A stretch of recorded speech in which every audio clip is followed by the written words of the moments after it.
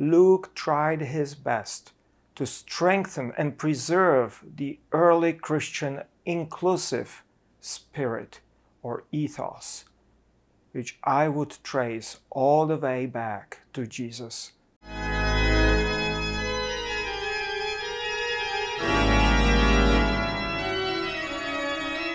Dear friends, this summer at Rutgers, I've been preaching on the passages peculiar to the Gospel of Luke. And while doing so, I noticed one unique feature about these special Lucan passages. Many of those special Lucan stories are part or even created to complement conceptual couples, mirroring, paralleling stories about men and women. I noticed that feature when studying the story of a sinner woman who washed Jesus' feet and was forgiven her sins. In Luke, it has a close parallel in the story of the head tax collector named Zacchaeus. Both stories share similar meaning, outcome, and ethos. Both are stories about special, expansive forgiveness. Or take stories about Jesus' resurrecting and beloved child. All synoptical gospels have a story of the resurrection of the daughter of Jairus, but only Luke complements it with a story of the resurrection of the son of a widow in 9.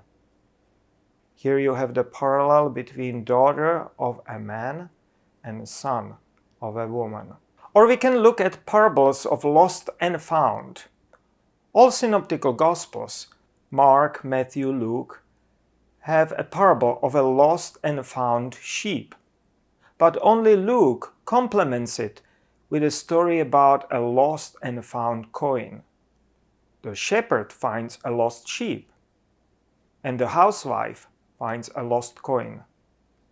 And then there are those couples where both parallel stories are known only from the Gospel of Luke, like stories about Jesus curing on a Sabbath and having a consequent controversy about the meaning of Sabbath day.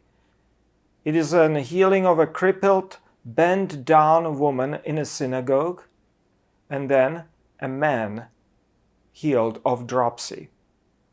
Or take, for instance, parables about answered prayers. Parable about a persistent widow who bothered unjust judge until he answered her requests.